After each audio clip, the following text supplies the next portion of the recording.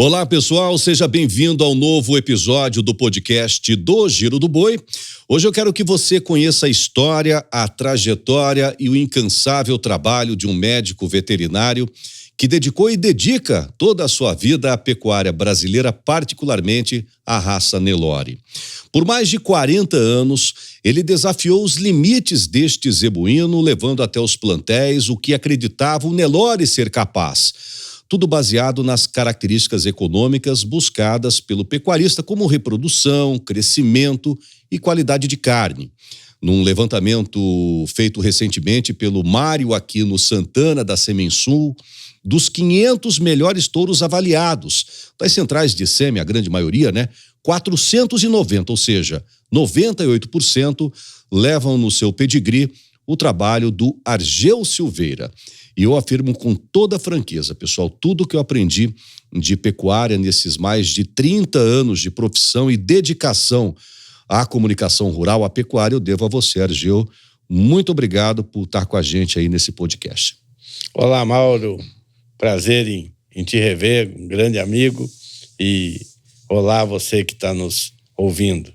Bom, vamos voltar ao passado, então, antes da gente esmiuçar, detalhar como se chega a esse Nelore produtivo, funcional, aquele Nelore que dá dinheiro para o pecuarista. Eu queria que você me contasse um pouco a sua história, formado em medicina veterinária já há bastante tempo pelo FMS, Por que você escolheu essa profissão? Você tem raízes, seu pai, sua mãe, seu avô, sua avó, eles tinham alguma ligação com pecuária, com o campo? Vim de uma família de várias gerações de gente ligada ao campo. E, particularmente, sempre fui muito apaixonado por animais. Para você ter uma ideia, quando eu era guri, quando eu era criança, a gente morava no município de Ribas do Rio Pardo, próximo de Campo Grande, e vinha de trem para cá. Eu cheguei a pegar o final da época da Maria Fumaça. Demorava um dia para andar 80 quilômetros. E nessa época a gente via nas exposições de Campo Grande. E os trilhos aqui em Campo Grande passavam ao lado do Parque Exposição. Hoje não passam mais, Uhum. E na época, eu criança, eu passava em frente e na hora que ia embora, eu ia tentando ver o Parque Exposições até aonde a vista permitia, Então, tal a paixão por animais desde criança, e naturalmente aí foi fácil buscar a profissão para minha vocação natural. Bom, medicina veterinária, por que esta profissão? O que você enxergava na medicina veterinária? Como é que você poderia contribuir como um profissional, como médico veterinário, já desde aquela época, Argeu?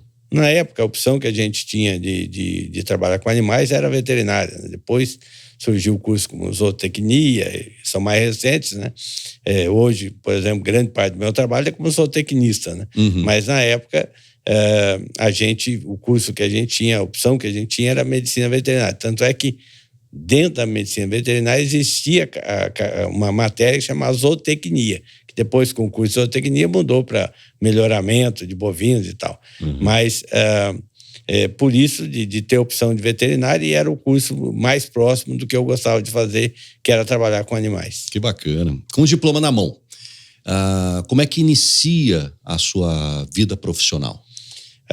Naquela época, tinham poucos profissionais, mas tinha muito menos emprego do que hoje. Hoje, um profissional se forma, vai trabalhar com IATF, por exemplo, e consegue trabalhar em alguma escala. Naquela época, rebanhos de 50, 70 mil matrizes ou animais não tinham veterinário. Eram poucas as fazendas que trabalhavam com veterinário. Então, absurdo isso, A gente tinha basicamente os empregos públicos, de extensão pagava um pouco mais, e o de sanidade pagava naquela época muito pouco. Tá? Eram as opções que a gente tinha, eram os empregos ou na sanidade ou na extensão, e na iniciativa privada, muito poucas oportunidades. Eu, recém-formado, com muita vontade de trabalhar, apareceu uma oportunidade de trabalhar com o Dr. Hélio Coelho, hoje genética aditiva, Uhum. Então apareceu um convite através do seu filho Kenneth Coelho, que foi meu diretor lá durante muitos anos, e aí eu fui lá e acabei permanecendo por mais de 30 anos trabalhando com o grupo. Bom, Dr. Hélio Coelho, eu tive o privilégio de conviver com ele, com os filhos dele, com a família inteira por um bom tempo Inclusive desde o surgimento da genética aditiva, ao qual, creio eu, você é bastante grato em relação a isso. Mas ele vem de uma família tradicionalista, de grandes, aqueles pecuaristas extensivos. Você acabou de falar mesmo. O cara tinha 30, 40, 50 mil cabeças de boi, não tinha um veterinário, não tinha um agrônomo que assistia a ele. Então, ali inicia o seu desafio de tentar botar na cabeça desses pecuaristas tradicionais, veiacos, um passo atrás, sempre com o pé atrás, de que era preciso medir, era preciso obter informações sobre o desempenho daquele gado para que ele começasse a criar um novo plantel e a ganhar dinheiro? Não tem dúvida, porque quando eu comecei a trabalhar com o Dr. Hélio, fui contratado como veterinário, mas as minhas funções eram um pouco diferentes. Por exemplo, o acerto com o pessoal na fazenda era feito num livro, né? Então você levava o dinheiro em espécie, ia lá, somava os rendimentos de cada funcionário, dos empreiteiros, e pagava em dinheiro. E como eu ia nas fazendas, eu acabava, na maior parte delas, sendo o guarda-livro, né? Uhum. Quem fazia o acerto de conta.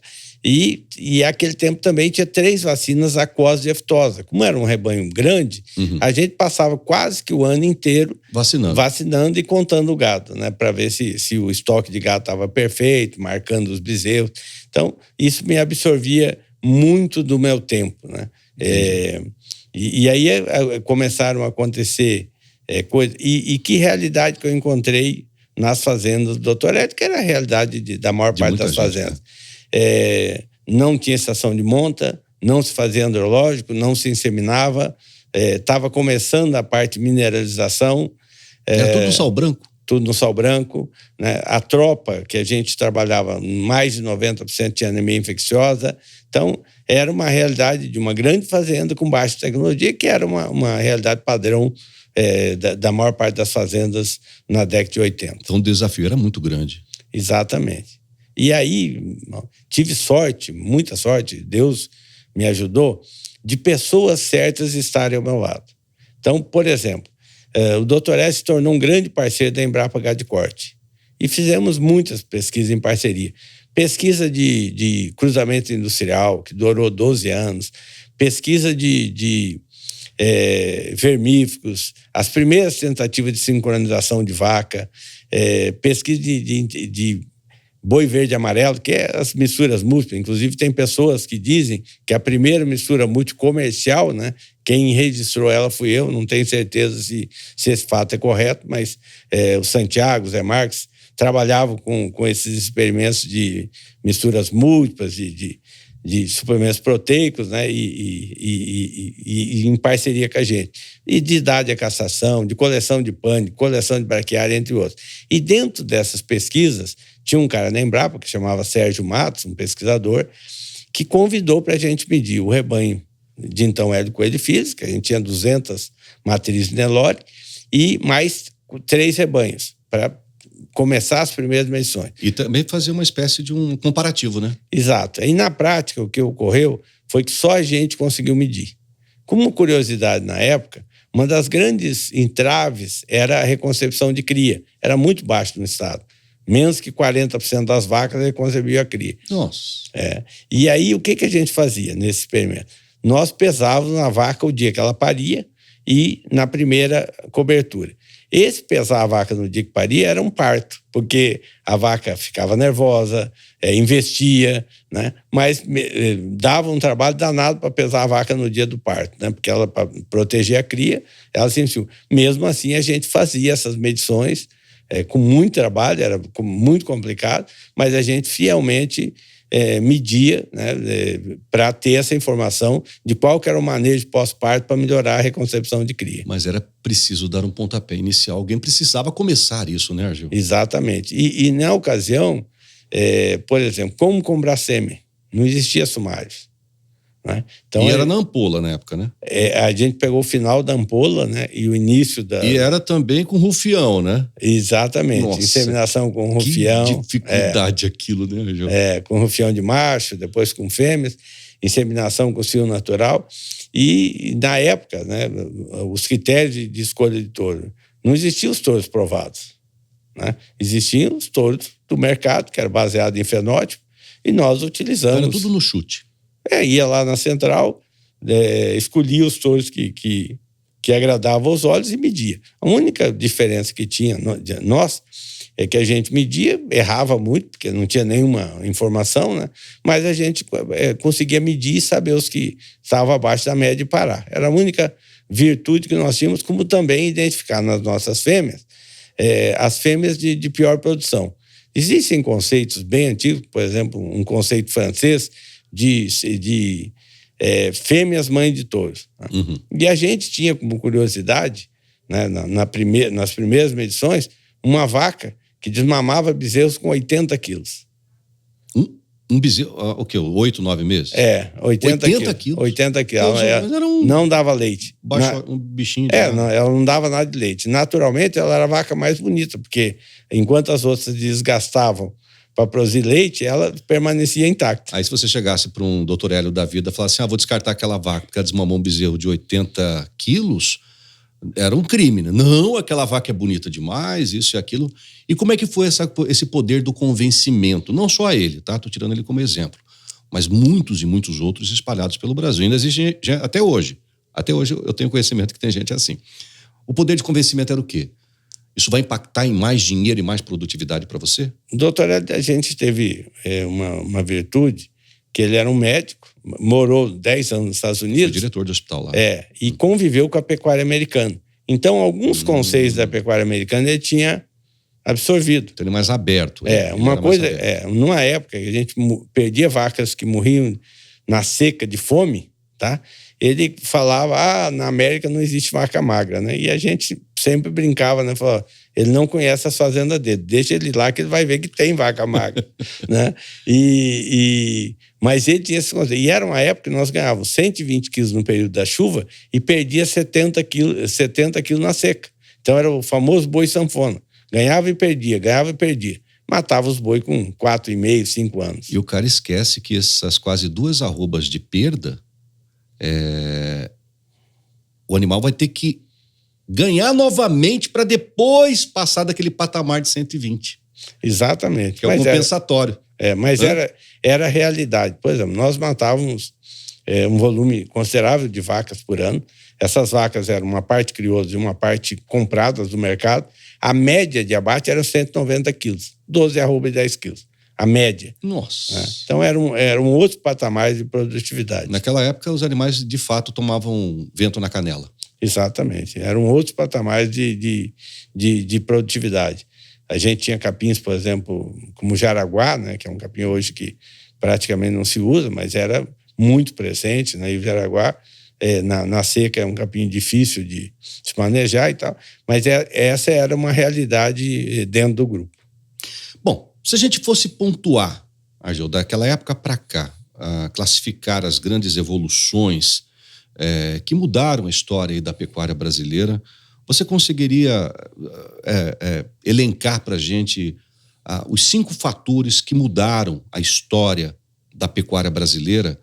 É claro que estamos falando principalmente da nossa raça mãe, que é a nossa raça Nelore. Eu acho que uma das coisas que teve, que assim, lá atrás, eu não lembro exatamente o ano, a gente ganhou um prêmio de maior progresso genético da raça Nelore. E, na ocasião, a gente ganhava 2,420 kg por ano de ganho genético. 2,420 kg não é muito quando você olha no ano. Mas quando você olha em 10 anos, são 24 quilos. E quando você olha em 20 anos, são 48 quilos. Né? E isso faz diferença. Tanto é que agora, em agosto do ano passado, a NCP publicou um dado que, nos últimos 20 anos, o programa da NCP ganhou 76 quilos de peso ao sobre ano. Ou seja, em média, estão ganhando próximo de 4 quilos. E ganhou, nesse período, 11 centímetros de área de olho do lombo. E aí mostra por que o Nelore hoje tem o lombo mais largo. Né? Não aconteceu por acaso. 2,5 arrobas. Que coisa. Genética, a primeira. Progresso genético. Segundo. Nós melhoramos também um pouco do manejo. Né? Manejo como um todo. Como um todo. Por exemplo, que tipo de manejo? Tanto de sanidade, quanto de mineralização, com o manejo de capim. Né? Por exemplo, hoje, quais são os desafios de dentro da fazenda que eu vejo? Que algumas fazendas já estão fazendo e outras ainda não. é criar alternativas para a época da seca. Ou via silagem, ou via feno, ou via mandando animais para confinamento. Naquela época isso era impensável. Impensável, né? O boi... Porque a gente pegou uma fase lá na década de 80 de preços muito baixos, né? Consumo de carne chegou a 14 quilos por pessoa. Os especialistas indicavam que ia parar em 8 quilos. Né? Então, na época, tinha projeções dizendo que o consumo ia se estabilizar em 8 quilos por pessoa ano. Então o cara não investia, por isso que ele matava a vaca de 12 arrobas. Exatamente. Então ele preconizava muito por quantidade, né? Então, e aí... Quanto mais cabeça eu tiver na fazenda... Qualquer conversa de investimento esbarrava no preço. Tá? Você falava assim, qualquer coisa que você falasse que tinha que investir, a pessoa justificava. Não dá porque não fecha a conta. Então era difícil, né? Muito difícil. Era difícil. Tá? Genética, depois manejo, né, como um todo, sanitário, nutricional. Terceiro lugar. Eu acho que, por exemplo, nós demoramos muito tempo para acordar que um conceito muito antigo, que quem descarta faz seleção e quem multiplica faz coleção. Esse ditado é muito antigo, mas a gente demorou, sobretudo nos rebanhos puros, muito tempo com um conceito, a meu juízo errado, que é o conceito do indivíduo. E quando você tem que se preocupar com a população, né? O seu negócio é o resultado da população. E a gente valorizava muito o indivíduo. Então, por exemplo, uma vaca que ficava famosa, ela se eternizava dentro da fazenda. Então, a gente ficou muito apegado a esse conceito do indivíduo. Isso atrasou muito. E com isso, por exemplo, a gente demorou muito para se despertar de uma característica muito importante, que era a fertilidade do gado. Né? A gente demorou muito tempo para se atentar que a gente precisava ser rigoroso com a fertilidade. Uma vaca que nos entregava um bom fenótipo, ela ficava lá no rebanho durante um tempo, mesmo ela não nos entregando a fertilidade que a gente precisava. E você sempre foi impiedoso com essa questão do descarte, né, Argil? Tem alguns conceitos bem interessantes que eu agradeço às pessoas. Um inglês, tá, que nem é veterinário, que cuidava da fazenda, do confinamento da CFM lá em Bebedouro, o Derek, ele um dia me disse uma coisa, falou, não se preocupe com as suas vacas. As suas vacas vão parecer os touros que você usa. Se você só usa touro alto, o seu rebanho vai ficar alto. Se você só usa touro mocho, o seu rebanho vai ficar mocho. Então não se preocupe com o biotipo, com o fenótipo de cada vaca, né? Se preocupe com o que ela está te entregando. E isso foi interessante, porque eu passei a ver as vacas como o pacote do presente. Então, de vez de eu ficar tentando adivinhar pelo fenótipo e olhando para a vaca se ela era boa ou ruim, eu resolvi medir a cria dela e deixar as que me entregavam as melhores crias. Eu me lembro muito, ainda acrescentando isso que você está me dizendo agora, eu me lembrei agora de uma ocasião em que eu estava fazendo uma reportagem lá na Fazenda Canaã, do Grupo Hélio Coelho e Filhos, né, da genética aditiva, e você estava dando toque em umas novilhas. Não sei se você se recorda desse dia, mas para mim é uma coisa que eu jamais vou esquecer na minha vida. E foi depois da inseminação. Eu me lembro que essas novilhas, e eram novilhas super precoces, você estava montando um núcleo super precoce, eu queria que você me falasse daqui a pouco sobre isso. E você estava dando toque nesses animais e gritava, cheia, vazia, cheia, vazia, vazia, cheia, cheia. Aí eu me lembro que uma determinada ocasião você me chamou, me pediu para subir no curral, na cerca do curral, e falou, Mauro, dá uma olhada nesses dois lotes, o que você está enxergando aqui? Aí eu olhei, vi um grupo lá de novilhas cheias e um grupo menor de novilhas vazias do outro lado. Aí eu falei assim, bom, eu estou vendo aqui, a grande maioria aqui são as novilhas que estão prenhes, deu cheias, e do lado direito aqui as novilhas que provavelmente, certeza absoluta, você vai engordar e vai mandar para o gancho, vai mandar para o frigorífico. Mas então, o que você está enxergando? É isso? Eu falei, sim. Aí você falou assim, não, preste bem atenção no fenótipo desses animais. Aí eu olhei, falei, rapaz, não enxerguei. Dá uma olhada na altura dessas novilhas. Aí eu olhei. Engraçado que as novilhas mais próximas do chão eram as que estavam prenhes. E as novilhas pernaltas eram as que estavam vazias, mais longe do chão. Você está vendo, Mauro, como pode ter uma grande correlação de animal pernalta ser infértil, e aquilo não esqueço nunca. E é verdade isso, né, Gil? Muito verdade. Uma coisa que, assim, quando eu comecei, e é importante dizer, não existiam os touros provados, né? Existiam os touros de mercado, que era baseado basicamente em fenótipo. Então, muitos dos touros da época foram usados. Touros da VR, touros da Brumado, eram os touros que tinham, né? E eram testados. A única diferença que a gente tinha, grandes campeões nacionais, e aqui não estou fazendo nenhuma crítica, nenhum biotipo, nenhum segmento, apenas relatando que esses touros foram testados. Inclusive, esses touros mais recentes, né, da geração do Bitelo, do Basco, do Panagpur, do Ranch, etc., foram testados dentro do projeto, em iguais condições com outros. A única diferença é que a gente elegia critérios e os touros que chegavam eram os que continuavam a descendência. Então, se estabelecia critérios de produtividade e os touros que nos entregavam isso eram os touros que criavam descendência lá dentro. Mas, na fase inicial, a gente não tinha os touros provados. Inclusive, em 85 ou 86, a Embrapa, junto com a BCD, lançou o primeiro sumário de touro baseado em ponderal. Nós escolhemos touros de melhor ponderal, naturalmente que era muito cedo ainda para dar credibilidade, mas nós resolvemos arriscar, não deu certo, mas foi a primeira tentativa de fazer um sumário. Eu me lembro também, esse foi um grande diferencial seu. Você usou toda a genética possível e imaginável, todo o pedigree da raça Nelore para testar, né? Exatamente, porque assim, quem faz seleção não tem nenhuma virtude, nenhuma, de eliminar genes. Se você puder trabalhar com todas as linhagens, é melhor. Você tem mais variabilidade genética, maior o ganho. É que, às vezes, algumas linhagens acabam não te entregando o mínimo necessário para você andar com elas. E aí você acaba não trabalhando com elas. Mas se você olhar dentro do trabalho de genética ativa, a gente usou tudo que tinha no Brasil. Usou Lengruber, usou IZ, usou o gado AVR, usou o gado baiano, usou o gado IRCA, usou toda a diversidade genética possível dentro do sistema de produção que eles tinham, e os melhores animais caminharam. Eu me lembro bem também que você foi muito criticado, eu me lembro bem. O podcast é para isso, para a gente poder justamente botar às claras as opiniões, as convergências e divergências também, Argeu.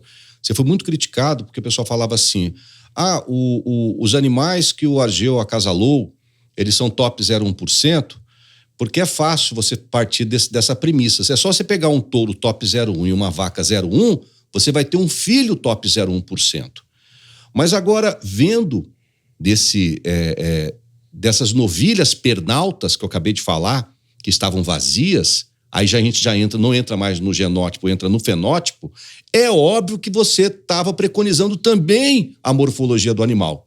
Então você estava no equilíbrio entre número e também no biotipo daquele gado. E isso talvez tem muitos erros, né? E muitos defeitos também. Errar para acertar.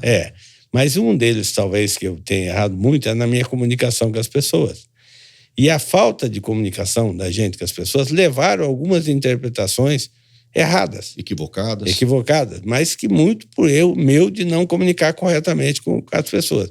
Por exemplo, é lógico que a gente começou a usar a ciência para nos ajudar dentro do curral. Né? Mas a gente nunca abriu mão de olhar os animais. O tempo meu de permanência em curral, não sei se alguém tem mais, possivelmente tem, mas como técnico, não sei se alguém tem mais tempo de permanência dentro de um curral observando a produção dos animais. Quando a gente começou a usar a ciência, e isso levou a algumas críticas, uma delas é que, para nós, se fosse 0,1, bastava ser.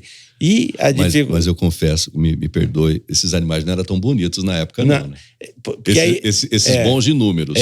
E aí entra algumas curiosidades que você tem toda a razão, que é o seguinte: o Dr. L, ele tinha, na época, quando a gente começou, um rebanho de 200 matrizes.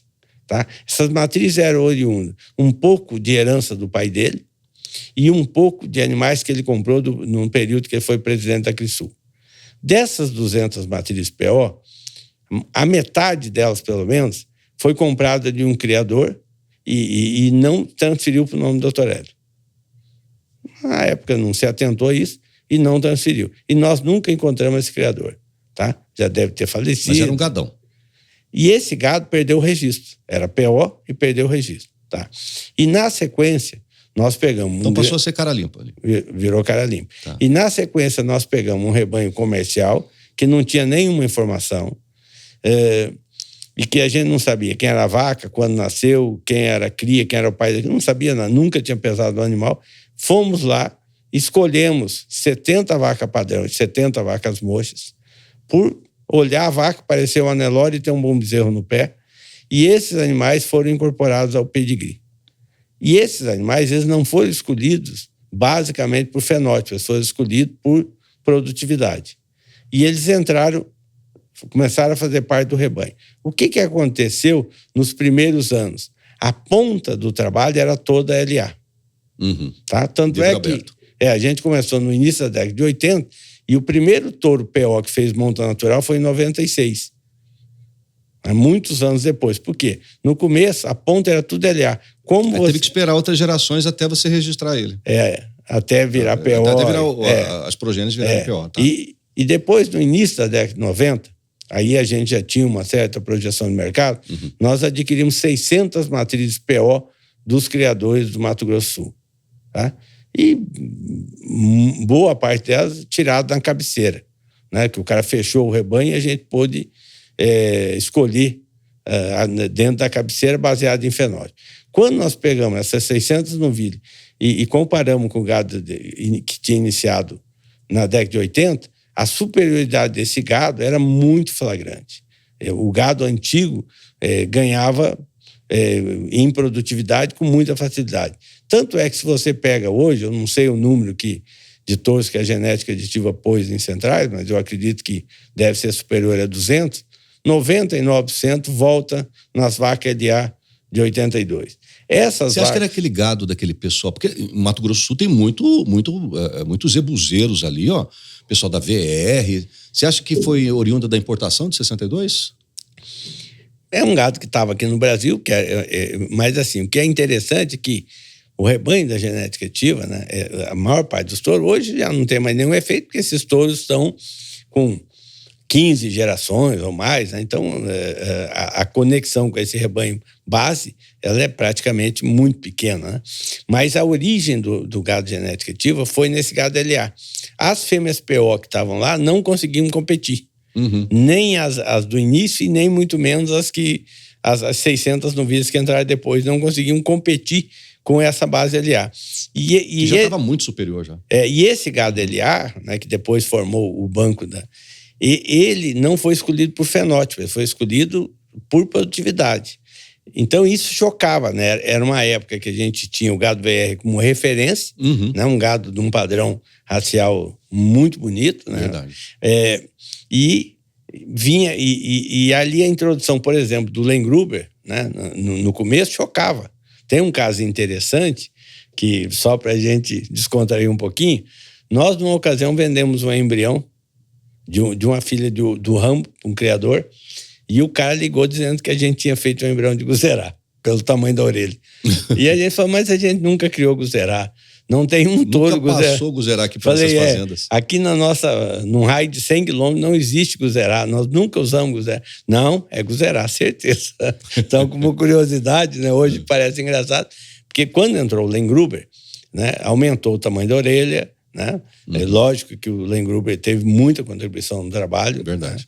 Né? É muito importante, mas a orelha aumentou e quando você compara a orelha do gado VR, aí o aumento era muito grande, isso chocava e realmente uma parte das críticas, né, do fenótipo, elas tinham razão de ser. É verdade, estava falando agora há pouco que antigamente, logo os primeiros animais que nasceram, no início dos programas de melhoramento genético, né, com acasalamento dirigido, eram os animais assim, biotipicamente feios, vamos dizer assim. Não é aquilo que o zebuzeiro, que o neilorista busca, né? Narinas rasgadas, bocas rasgadas, olhos elípticos, marrafa, chanfro curto, chifre penteado. Hoje, você pega um animal top 01, de todos os programas, porque até então era a NCP, enfim, é que praticamente começou com tudo, depois do Gene Plus e tal, depois foram surgindo outros, né? Hoje você pega um animal top 01, ele compete e vira o grande campeão da Expo Zebu. Não da Expo Genética, mas da Expo Zebu também.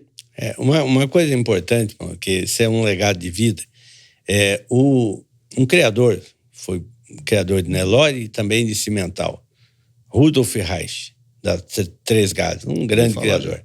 Ele um dia me disse uma coisa que para mim é um legado da minha vida. Ele falou assim: meu filho, quando uma pessoa faz tudo errado, quem é a primeira a sofrer o impacto? É o patrimônio dela. Então, é o bolso dela.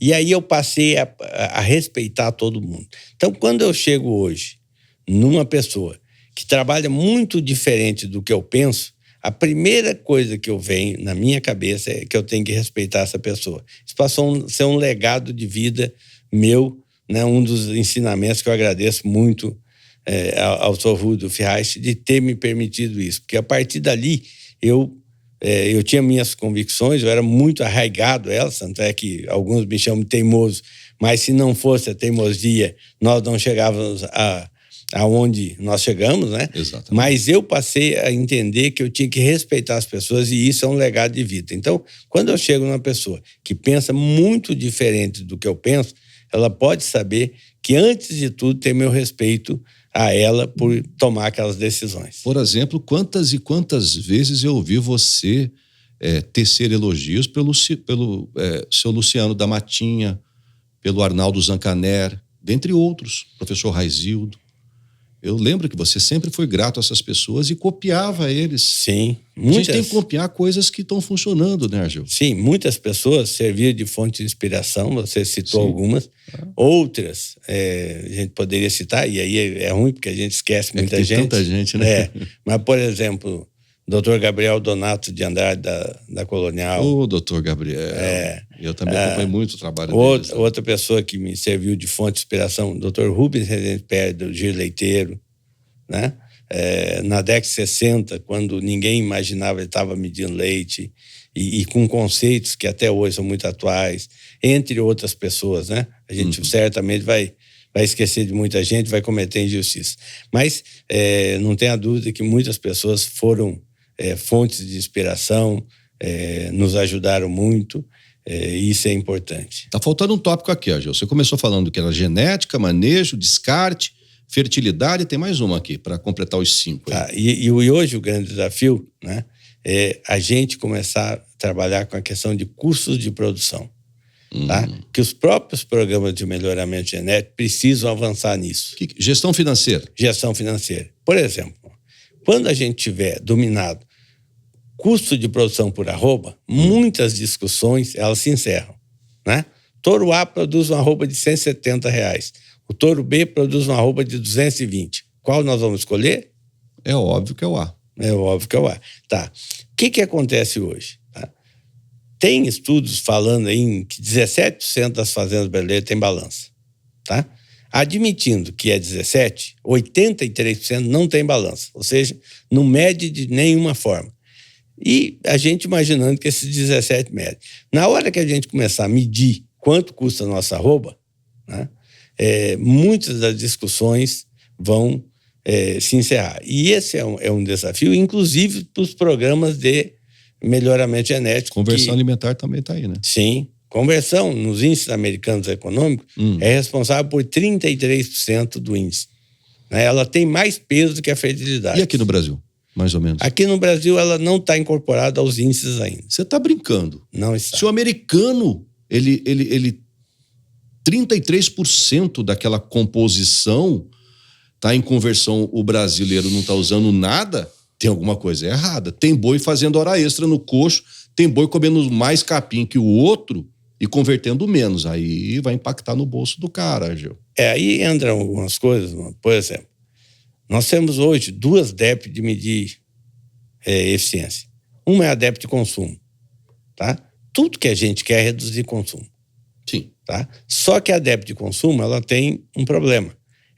Quando você faz a prova, ela só ajusta para a média do grupo. Tá?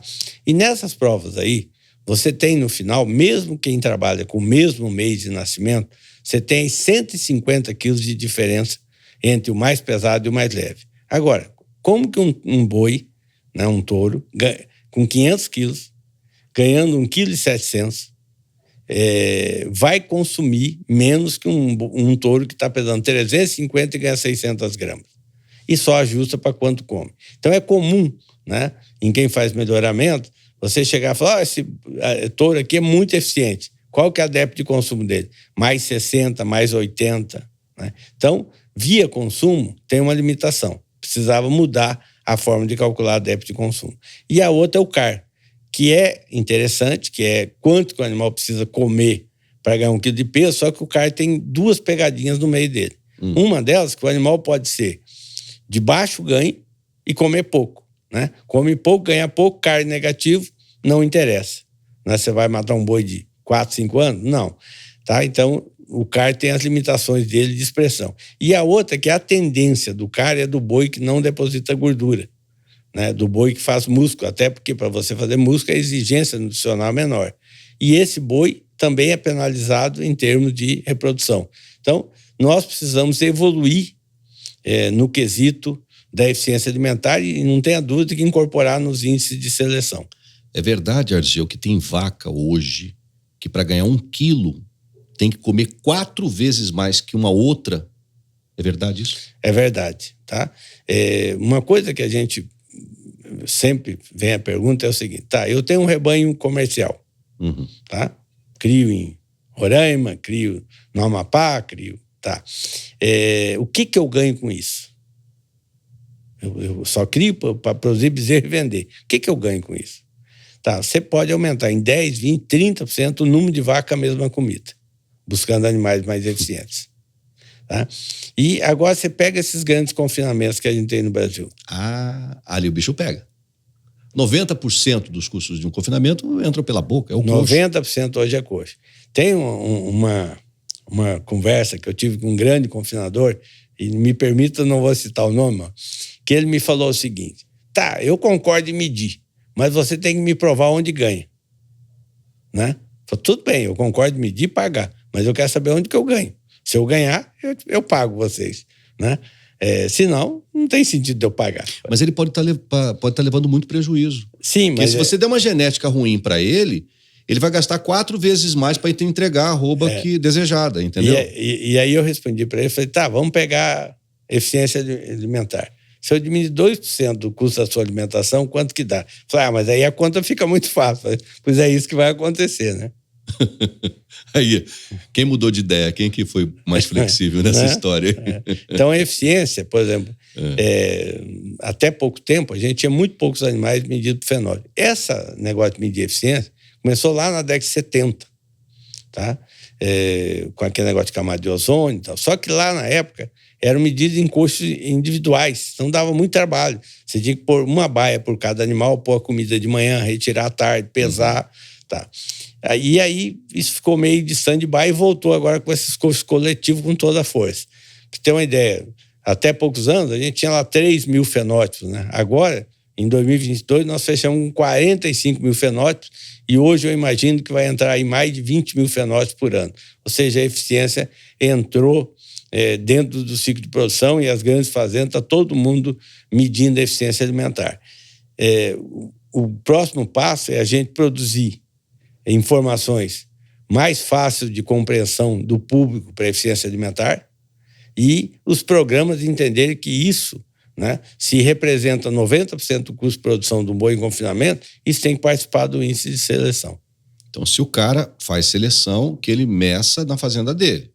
Ou o cara que trabalha com gado comercial e precisa adquirir touros e matrizes, que ele compre de programas que ofereçam essas DEPs, né? Animais positivos para conversão, por exemplo. Sim, buscar o animal positivo, isso é da maior importância. Uma outra coisa que eu acho que vale a pena falar é que as pessoas que estão medindo, tá? Alguns não estão elegendo o campeão errado, é certo, né? E aí não tem ganho genético, tá? Porque quando você usa ou consumo ou CAR como critério de seleção, você não consegue obter o ganho máximo para essa característica. Então, tem lugares que está lá um monte de gente ajudando, mas os critérios de escolha dos campeões, a meu juízo, precisam ser melhorados. Tem que ranquear.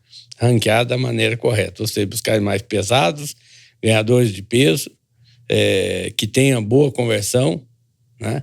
que tenha baixo consumo em relação ao peso vivo, e, em consequência disso, esses animais vão ser carne negativa. Aí ele identifica que genótipo tem aquele animal, né? Que pedigree de oriundo de onde. Sim. E multiplica aquilo no rebanho dele. Exatamente. Né?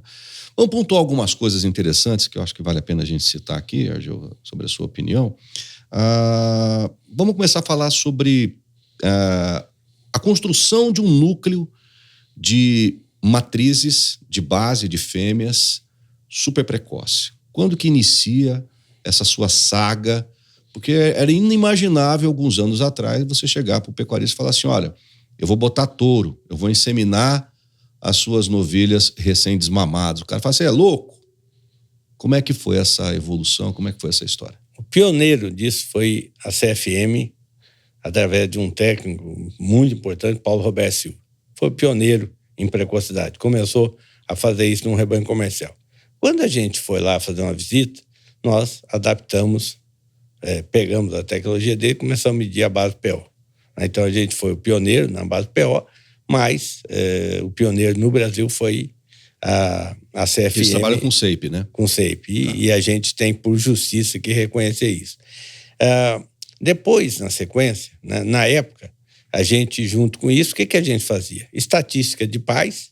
Então, não tinha nenhuma informação de precocidade, então você pegava lá 100 filhas do touro A e 100 filhas do touro B e via qual desses pais que mais emprenhava as filhas, né? Que as filhas terminavam prenha. Esses que mais o número de filhas tinham prenhas eram os precoces e os que não emprenhavam, os tardios.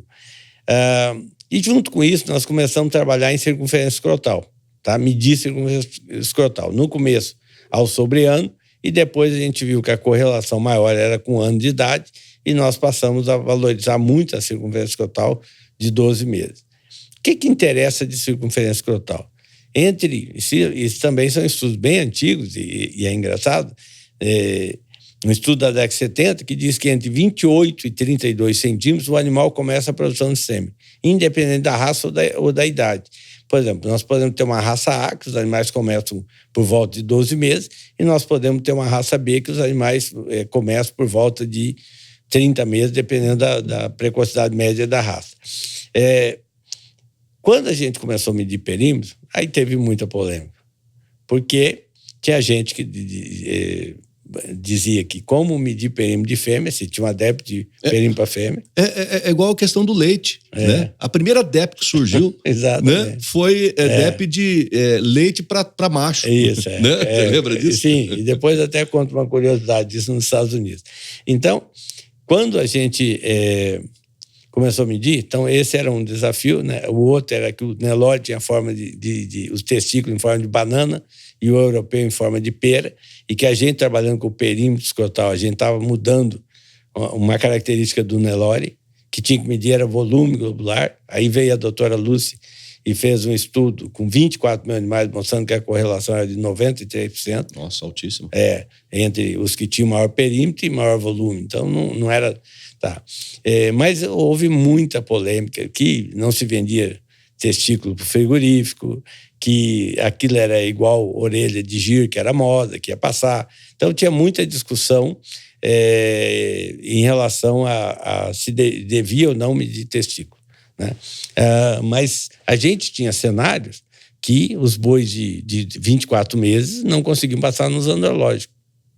Né? E muita gente nem fazia andrológico na época, né? Porque os testículos eram pequenos. Né? Então, essa seleção para tamanho de testículo, ela foi importante para a gente melhorar os testículos em média da raça.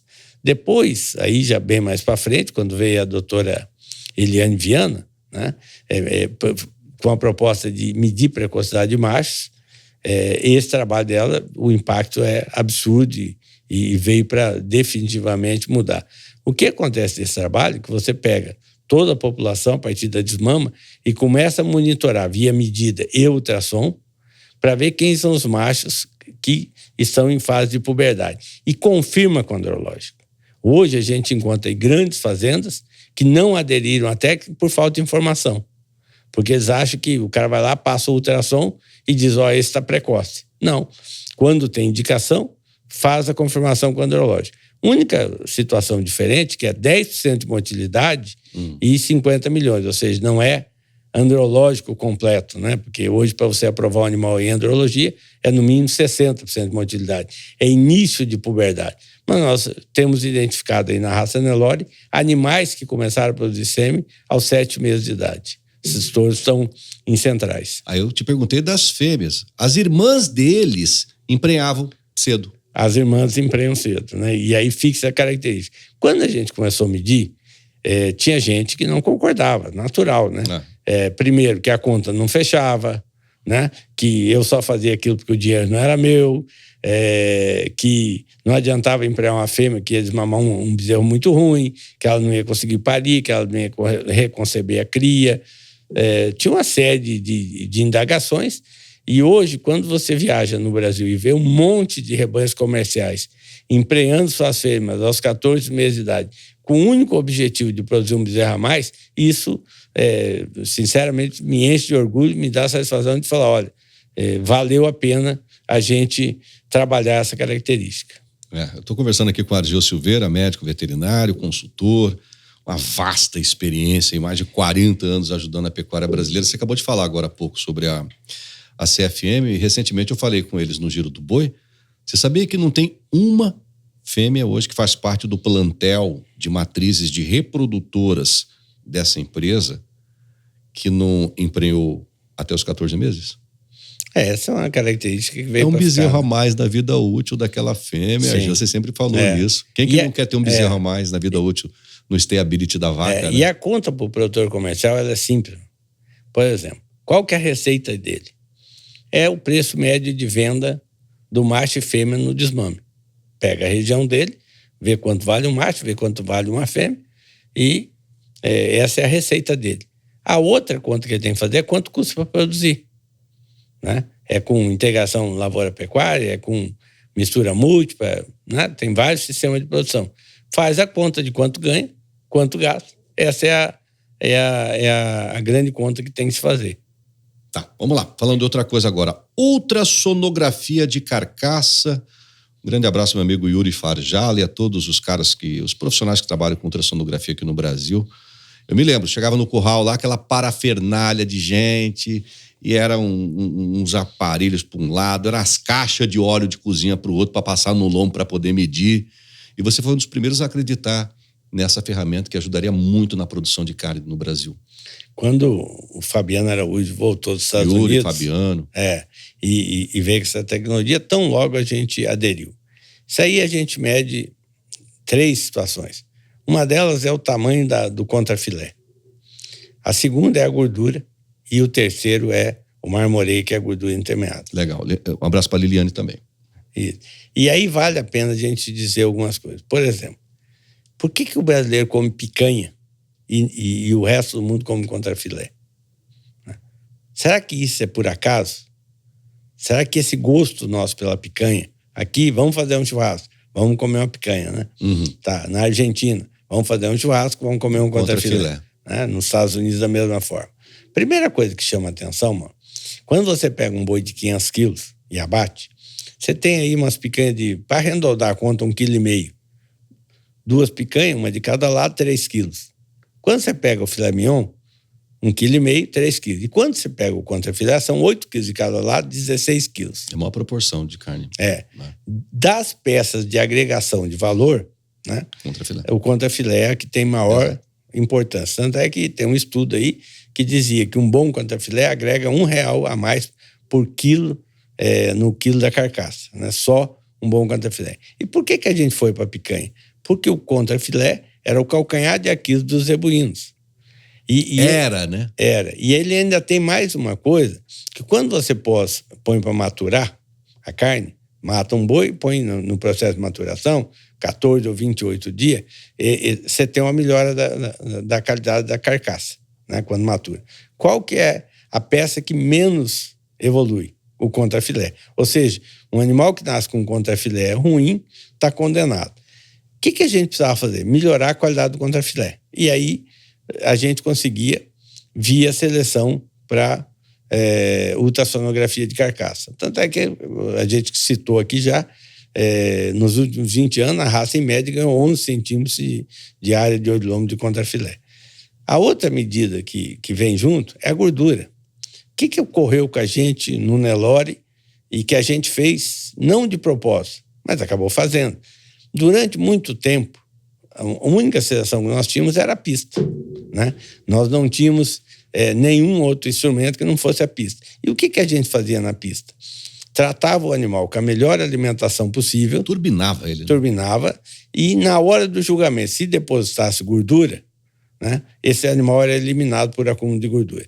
E nós chegamos no animal que ele conseguia consumir 10, 15 quilos de ração e não depositar gordura. Quando esse animal foi a campo, esse animal foi um desastre, né? Até hoje, porque ele não consegue se adaptar, porque ele não consegue guardar as suas reservas em forma de gordura. Tá, é verdade que o excesso de gordura é antieconômico, é verdade. Então não é quanto mais melhor. A gente tem que falar em gordura ideal. Essa gordura ideal, ela é importante também na fêmea. A precocinha precisa depositar gordura para produzir hormônio para emprenhar. Para ciclar. E a vaca tem que dar conta de guardar as reservas dela em forma de gordura para que ela queime gordura e não músculo. Ou seja, essa gordura ideal é importante. Enquanto em alguns sistemas de produção, e aí esses criadores têm que ficar atentos, como eles trabalham num ambiente de excelência de nutrição, tem técnicos recomendando que eles tirem um pé da gordura, né? Me permitam discordar dessa orientação, porque dentro do sistema de alta alimentação, que alguns selecionadores utilizam, é verdade, você não precisa de gordura, porque está todo dia no coxo disponível para o animal. Só que quem usa essa genética precisa da gordura ideal, né? Então, vale uma recomendação. Eu sei que em alguns casos onde se cria com uma nutrição muito boa, há uma recomendação que não se busque animais com a gordura ideal, né? Porque lá dentro, é verdade, né? Se esse criador fosse um produtor de boi comercial, não tinha por que ele aumentar a gordura do rebanho. Mas o cara que usa essa genética, ele vai criar pasta e essa gordura ideal é muito importante. E o terceiro ponto da ultrassonografia é o marmoreio, que é a gordura intermeada, que é responsável por sabor e suculência. Mas maciez também? Não, maciez é um outro conjunto de genes. É mesmo? É um outro conjunto de genes. Você pode ter, se você for seu objetivo, um Nelore de carne magra e macia. Tá? Por exemplo, tem o Piemontês na Itália. Musculoso. Tem o Belgian Blue na França, que são animais de carne magra e macia. Então, se eu quiser, eu posso orientar, ter minha seleção de um Nelore de carne magra e macia. Ou um rebanho com maciez e marmoreio. Só o marmoreio resolve uma pequena parte do nosso problema. É preciso ficar atento a isso.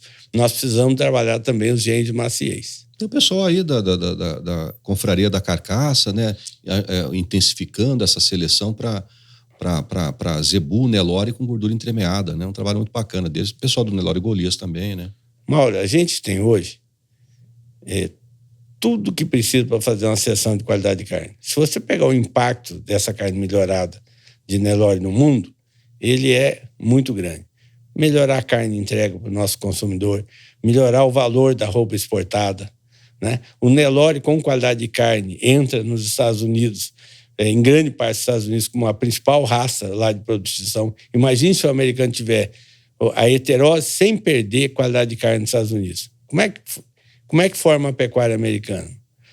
Os animais são desmamados com 8 meses de idade, faz uma recria de 4 meses com alto grão e depois eles vão com um confinamento de 180 dias, que 90% da dieta é milho, sabe? Esses animais americanos, desses confinamentos de alto desempenho, eles recebem 90% de milho, uma ração totalmente energética, e 10% de feno para ter fibra e rodar o rumen. E no dia do abate, esses animais vão para o abate entre 650 e 700 quilos, pesando de 25 a 27 arrobas, e no dia do abate se corta a 12ª costela e tira uma foto. E essa foto são 4 classificações. Se for Standard ou Select, é carne moída. Uhum. Se for Choice ou Prime, tem uma agregação de valor, né? Choice recebe $300 a mais e Prime $600 a mais. Tá. O que a gente precisa fazer aqui no Brasil? pegar essas pessoas que estão se movimentando em trabalhar com qualidade de carne e dar um valor estatístico a isso. Então, a gente precisa... Hoje, a gente tem, por exemplo, aqui na casa, o JBS tem um laboratório fantástico aqui dentro, no Brasil, muito qualificado. Em Cajamar, sim, verdade. E inclusive, as salas de abate, toda à disposição. Aí você vai nos Estados Unidos, lá na Universidade do Colorado, o JBS tem uma parceria privada de um laboratório de 22, 25 milhões de dólares. Verdade. Um dos melhores laboratórios do mundo, se não o melhor. E essa gente quer trabalhar com nós. Então, a gente tem os instrumentos para trabalhar. O que eu me coloco à disposição e é meu sonho? Que alguém, por exemplo, pode ser o Gabriel, presidente da BCZ, pode ser a iniciativa privada, coordene esse trabalho. Essa gente da confraria precisa integrar esse trabalho para a gente dar valor estatístico a essa seleção. Eles recebendo essas informações, esses levantamentos, eles conseguem dar um parecer do que a gente está errando, acertando, que caminho seguir, né? Exatamente, para a gente ter ganho genético. E a gente precisa ter valor estatístico da informação. Eu sei que eles estão empenhados, que eles estão fazendo um bom trabalho, eles estão de parabéns, mas precisa dar valor estatístico. Senão a gente corre o risco, sem querer criticar, mas o Nelore Natural foi muito interessante em divulgar a carne do Nelore, fez 20 mil abates, né? Promoveu a carne Nelore, teve seu valor, eu reconheço e parabenizo as pessoas. Mas poderia ter andado mais se tivesse conseguido fazer estatística desse animal. Ou seja, daqueles 20 mil abates, qual daqueles animais, dos pais, que davam carne de qualidade? Não foi identificado. Coisa que o taurino lá fora já tem, né? Estatística. Exatamente. O nosso Nelore está chegando perto do taurino em termos qualitativos e quantitativos? Ou é longo o caminho ainda? Deve ser longo. A única característica que nós somos atrasados hoje, tá, é qualidade de carne, né? Principalmente em maciez, eles têm uma carne mais macia que nós, e isso não tem como negar. Agora, em relação a outras características, nós somos muito bem obrigados. Por exemplo, ganho de peso, né? O cara faz cruzamento e dá o mérito do ganho para o taurino, quando quem mais contribui com o ganho é o zebuíno. Outra coisa, docilidade, habilidade materna, precocidade sexual, tudo que você acabou de falar agora há pouco. E tem uma coisa acontecendo no Brasil, que alguns confinamentos, tá? Um confinamento em Bebedouro, um confinamento lá em Montevidéu, Goiás e outros, os caras começaram a se despertar para o custo de produção. Porque o que o confinamento faz? É o custo de produção de arroba, né? Então, um confinamento está produzindo 100 mil arroba, 200 mil, 1 milhão, tá? Mas o que mais impacta eles é o custo de produção. E nisso, esses animais zebuínos, e ainda mais esses animais melhorados, vão produzir uma arroba de menor custo, né? E isso faz toda a diferença. Então, há algumas pessoas já se direcionando por trabalhar com animais zebuínos, porque o custo de produção de arroba é mais interessante mesmo no alto grão. E isso é uma coisa. Então, o Nelore está muito bem em precocidade, em habilidade materna, em ganho de peso, né?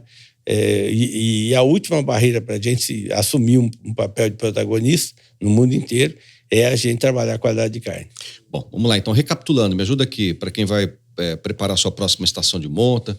O que é um bom touro Nelore para você? Que característica que ele precisa ter? E o que é uma boa matriz, seja ela para permanecer, para ser inserida e para permanecer no meu núcleo de reprodutoras dentro da fazenda? Eu acho que é um conjunto de características. Começa de temperamento, né? Tá. E temperamento é uma característica de fácil seleção, porque a herdabilidade é muito alta, ou seja, só de você tirar os indivíduos agressivos e melhorar o manejo, você muda muito. Você acompanhou lá atrás, quando a gente fazia o teste com reateste, né? Lembro. Durante muitos anos, fez um banco de dados importante, identificou linhagens dóceis e linhagens agressivas, e essas linhagens foram eliminadas, né? De maneira que chegou no momento que uns 70% das vacas Nelore, ela permitia que você pegasse o bezerro dela e tatuasse ao lado dela sem nenhuma proteção. Tinha algumas que ficavam agressivas no dia do parto, mas a grande maioria aceitava que o funcionário encostasse nela, pegasse o bezerro e tatuasse, curasse o umbigo sem ela agredir o funcionário. Então, muito de manejo e também de seleção para temperamento. Depois vem a parte de fertilidade, né? O Bento acabou de nos mandar um abraço, né? Mas o Bento sempre fala que ninguém vende o bezerro que não nasceu. Então, o animal tem que ter fertilidade. Vem a parte de precocidade sexual, para ela começar a sua produção, de habilidade materna, né? Ou seja, o que é o lado bom de tudo isso, né? Vem a parte de eficiência, de rendimento frigorífico, de qualidade de carne, mas o que é a parte melhor para quem faz o rebanho comercial? Se ele escolher o animal certo, todo esse trabalho vai para o rebanho dele. Então, ele não precisa se preocupar com isso. Ele só tem que ficar atento de ver o fornecedor de genética se faz um trabalho alinhado com o que ele precisa. Essa é a única preocupação que ele tem que ter. Aonde eu estou buscando meus animais? Esse cara está medindo o que eu preciso para ter o ganho genético, porque tudo isso vai, ou via sêmen, ou via touro, para o seu rebanho. Ele não precisa se preocupar com nenhuma dessas características que pode deixar o pessoal do melhoramento se preocupar por ele. Aí o pessoal em casa que está nos ouvindo aí nesse belíssimo podcast que eu estou fazendo aqui com o médico veterinário, geneticista, consultor Argeu Silveira. Mas o que você colhe? O que você colheu com esses 40 anos aí, muitas vezes quebrando paradigmas seculares, né, de gerações e gerações de pecuaristas tradicionalistas? Basta a gente parar para analisar um levantamento feito recentemente pelo nosso amigo, o Mário Aquino Santana, da Semensul, lá de Campo Grande. Ele teve um tempo lá e elencou os 500 melhores touros de DEPs hoje, de MGT, de DECA, essas coisas todas. Desses 500 touros, 490, ou seja, 98% tiveram a contribuição no pedigree, no acasalamento de você. Sua, Argeu Silveira. O seu trabalho, o seu esforço. Eu agradeço. Olha que bacana. Agradeço muito, Mário Aquino, de ter tido a paciência de fazer esse levantamento. É um grande amigo. Demorou muito para fazer isso. É um grande amigo. E, para mim, é muito importante, porque, assim, quando a gente começou esse trabalho, o objetivo não era se tornar uma grife nacional. Nem o sonho não era. O objetivo era melhorar os touros que a gente usava dentro da própria empresa. Na época, a empresa tinha muitas fazendas de cria, inclusive muitas no Pantanal, e o objetivo nosso era muito claro, melhorar os touros que nós usávamos, que na época deixavam a desejar, estavam produzindo vacas de 12 arroba e pouco. Então, esse era o nosso objetivo. A consequência acabou se tornando uma grife nacional importante, e quando eu vejo que hoje 98% dos melhores touros têm um touro identificado naquele trabalho no seu pedigree, naturalmente que me enche de orgulho, faz com que a gente pense que todo o tempo da gente dedicado a esse melhoramento genético, todas as vitórias, as derrotas, né? As críticas, tudo isso tenha valido a pena da gente ter dedicado uma vida a isso e poder ter contribuído com a grande raça. O que está por vir na pecuária brasileira a curto, médio e longo prazo, Argeu, na sua opinião? Hoje é a pecuária dos sonhos. Hoje a gente vem o momento do sonho, né? Quando eu comecei, era jovem, e jovem é sonhador, né? Sonhava com 40 anos estar rico, não fiquei, né? e a gente sonhava um monte de coisa, né? E hoje veio a pecuária dos sonhos, que é a pecuária do alto ganho. Né? Pecuária do alto ganho. Do alto ganho. Que é você pegar todas essas tecnologias que estão aí e diminuir o intervalo de geração.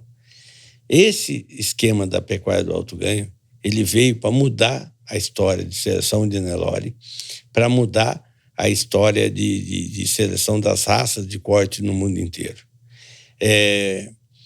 Isso, lá atrás, quando a gente começou, e a gente falou, começamos com um rebanho de 200 animais, onde 100 animais perderam o registro, e hoje a gente acabou de falar o resultado final, que 98% dos touros têm a contribuição do trabalho, né? Da mesma forma, eu tenho muita segurança que esse sistema de seleção do alto ganho, ele vai mudar a realidade. Ele pega um produtor médio, né, em genética, e faz ele muito rápido virar protagonista. Esse esquema, né, a gente tem um monte de exemplos, não vamos citar nenhum aqui para não criar nenhum ciúme, né? Mas a gente tem um monte de exemplos de criadores que eram médios e estão se tornando protagonistas num tempo recorde. Porque você diminui o intervalo de geração. Você começa que as novilhas jovens comecem a ter a alta participação na produção do rebanho, basicamente é o seguinte, é você medir tudo para ter segurança, passa a trabalhar com 6 ou 8% das melhores animais com alta contribuição e passa a utilizar, em grande parte, os soros com ano de idade também. Essa utilização dos animais jovens em larga escala te levam a um método de alto ganho. Para você ter uma ideia, nós, no início, nós ganhávamos 2,420 kg por ano. Nós ganhamos um prêmio da NCP dizendo maior progresso genético da raça Nelore, que muito me orgulha. O segundo concorrente que apresentava os dados ganhava 1,6 kg de ganho genético, tá? Para você ter uma ideia E o terceiro ganhava 900 gramas na época. E hoje esse modelo é um desafio para saber qual é o ganho desse modelo. Em peso, nas fazendas de nação, está ganhando 10 quilos de ganho genético por ano. Até onde vai esse ganho, a gente não sabe. Seu sonho foi realizado ou ainda não? Profissionalmente falando, porque como marido, como pai, como avô, eu sei que você é um tremendo de um cara lá. Aliás, seus filhos e netos lá vão seguir a sua mesma trilha aí, mesma trilha indiana, ou acho que não? Meus filhos estão muito bem, né?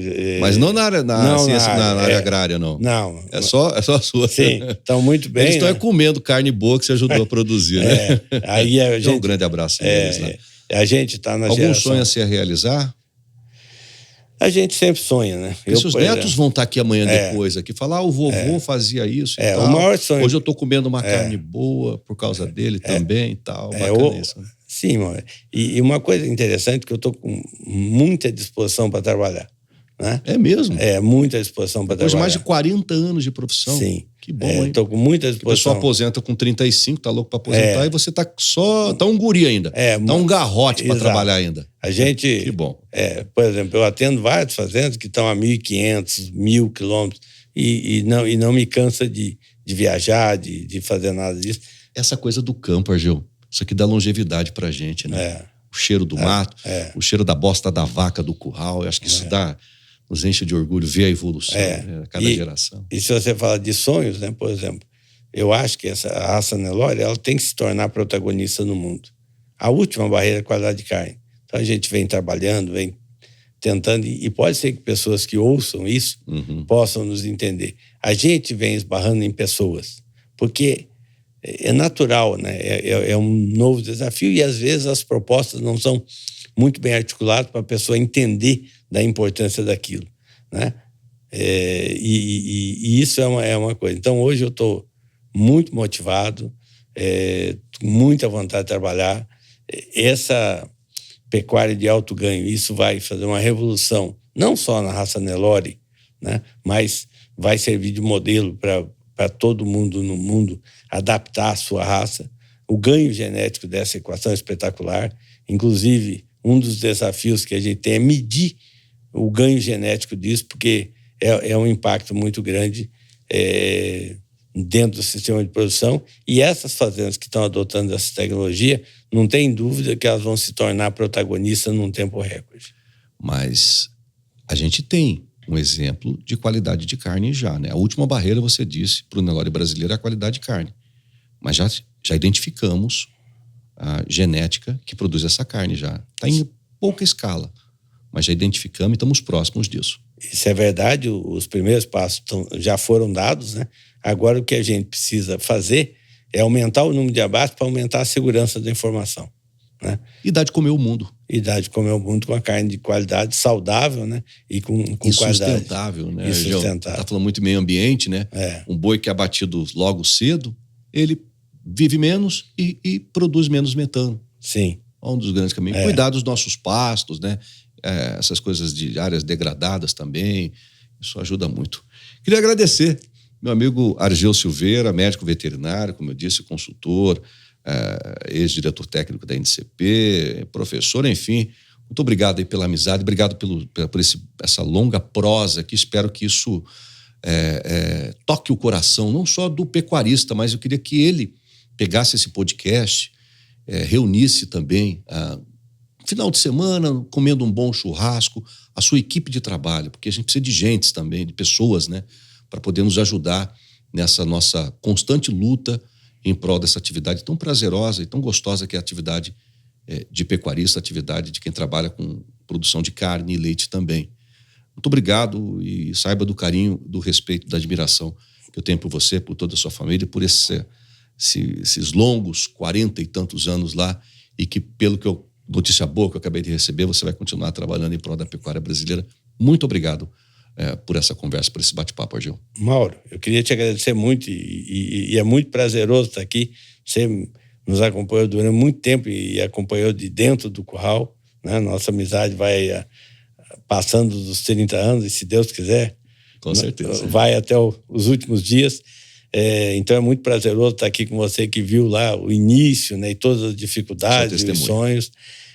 E eu queria aqui deixar um agradecimento a todas as pessoas, aos funcionários, às empresas, aos técnicos, à família Coelho, à NCP, a todos os programas que nos permitiram chegar até aqui. A gente não chegou sozinho. Então, queria deixar aqui o meu agradecimento de coração a cada uma das pessoas que me estendeu a mão, e foram muitos, né? E dizer do meu muito obrigado a você pela oportunidade. A gente que agradece, viu? Podcast eternizado, viu, Argel? Muito obrigado. Forte abraço, viu? Até a próxima, pessoal. Até o próximo podcast do Giro do Boi. Tchau, tchau.